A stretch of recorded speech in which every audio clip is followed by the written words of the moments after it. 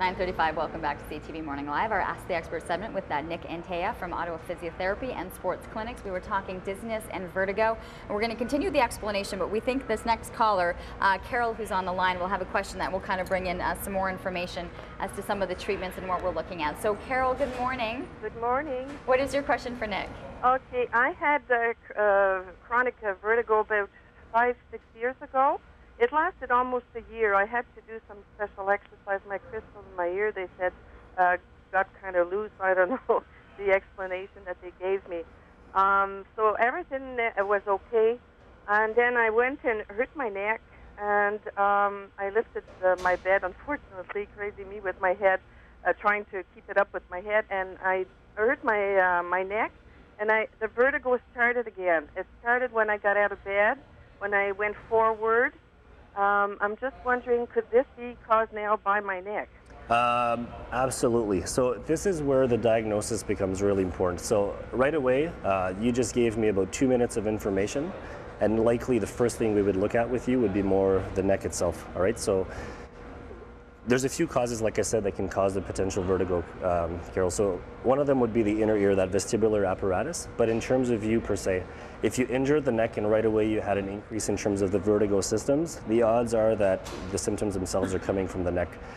When we look at a neck, especially after a car accident, any kind of trauma, one of the major complaints is actually dizziness. And sometimes like true vertigo, but a lot of times the dizziness. And this is where you have to differentiate. Is it dizziness or vertigo? So that constant feeling like you had one glass of wine too many where you just feel, off and shaky, a lot of times actually comes from the upper neck itself. So the first two vertebrae are really a lot of times the culprit for that.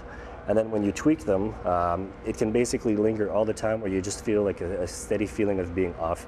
So the treatment then would be completely separate. I'd be treating more your neck versus true vertigo, where I just move you around the bed a couple times. But likely once the neck kind of is more stabilized, you'd see the release of those symptoms. Yeah, you should see release, and if you don't, then we basically, and we assess, every time you come in, but then if you're still complaining of the symptoms, we would obviously assess, is it coming more from the inner ear or is it coming from the neck?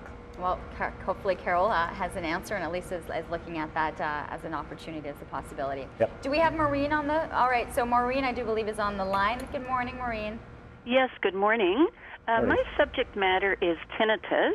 Okay. I've been suffering with this the past year, and it seems to come and go, but my doctor sent me to the Ottawa hospital, and they know that there's no tumor situation or hearing loss. Okay.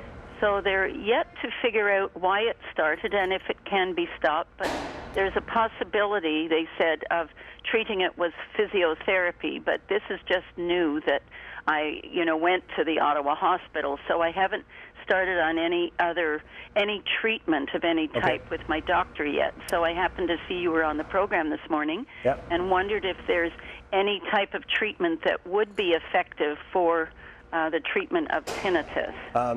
So joining in a little bit, like the way I answered Carol's question, tinnitus can come from usually about two things. There sometimes can be so much tension in your neck that you can actually develop more pressure around the jaw, which can bring on a little bit of tinnitus. But what is tinnitus? It's basically ringing inside the ears. Okay, ringing in the ear. Okay, thank you. Sorry for okay, high-pitched, annoying noise. But if you don't have any neck symptoms, it can also be one of the other causes that we get into the clinic, which is more what's called a hypofunction of the vestibular apparatus. So that can be brought on by age, a virus, anything along those lines. And basically what happens is the virus or age, degeneration, might affect the system itself, whereby it's not functioning to 100%. And then if that happens, then you can get this annoying ringing inside your ear. Not pleasant, I've had it myself. But then what we do, it's a little bit different in terms of the treatment. We do what's called habituation exercises. So we basically figure out, are there positions that bring on more tinnitus, or are there positions that bring you out of it? And then we bring you into those positions that you don't like as much to basically get you used to them, right? But again, I'd have to be a little more specific and look at her, but it's hard to say.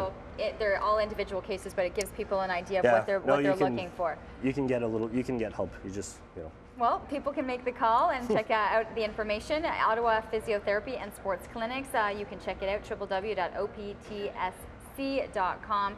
All the information listed there. You do have 3 clinics, both in Barrhaven, Westboro, and Orleans, so you pretty much covered the entire city there in terms of where you can find one of the locations. Thank you so much, Nick, for the information. We do have to take a break.